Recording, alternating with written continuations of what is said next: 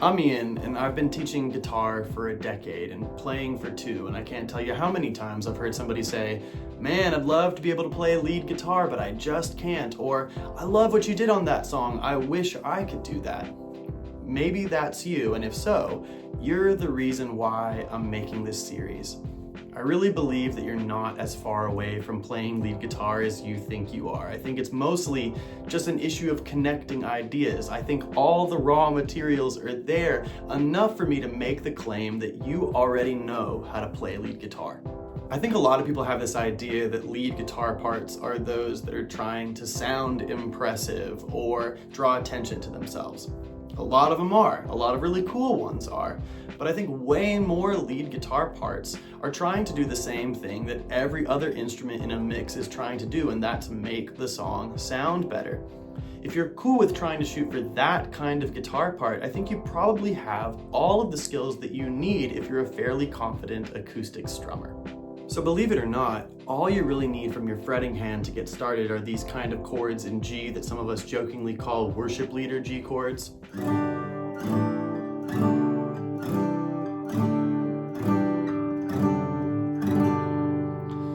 Bonus points if you know as many chords in C as possible.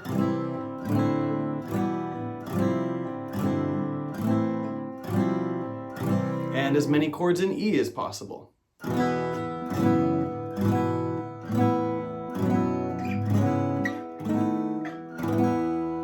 Lastly, you're gonna need to know the main riff from Tom Petty's Free Fallin'.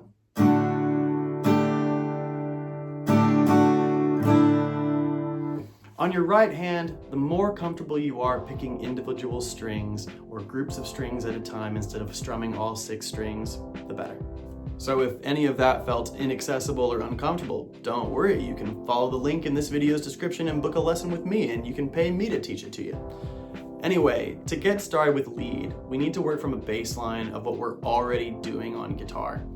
I would assume that a lot of us are going to approach a regular old C, G, A minor, F progression a lot like this.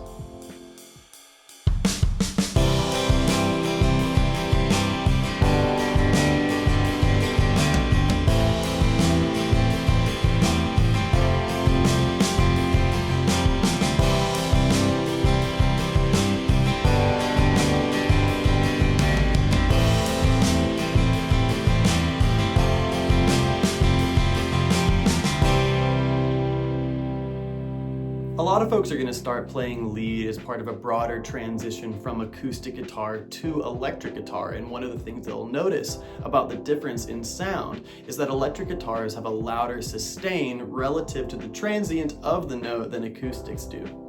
Acoustic guitars are clickier and electric guitars are ringier, is what I'm trying to say. We don't need to play an electric guitar as often to fill up the same amount of space, and we can use that to our advantage by striking partial chords or even individual strings to create more of a part than just strumming 6 strings in a series of chords, like this.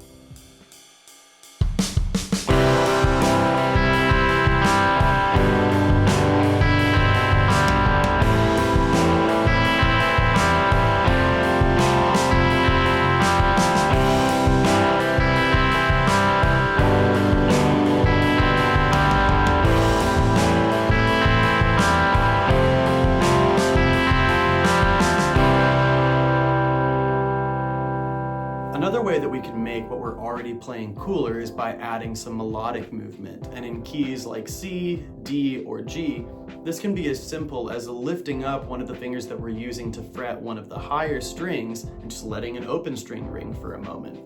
In any key, we can use a free finger that we have on a chord to root around for notes that we think sound good and create kind of a lead rhythm hybrid thing, like this.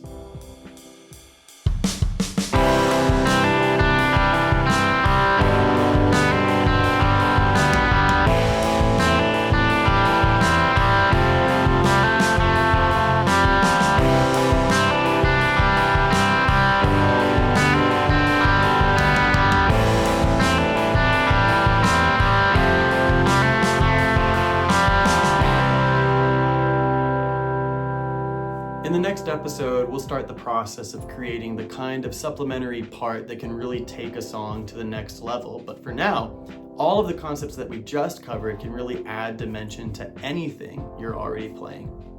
Now, some of y'all are gonna want extra resources for a series like this, and you can find over 30 pages of PDF accompaniment, as well as backing tracks through the link in this video's description. You can even book a lesson with me. So I'll see you next time, if not sooner.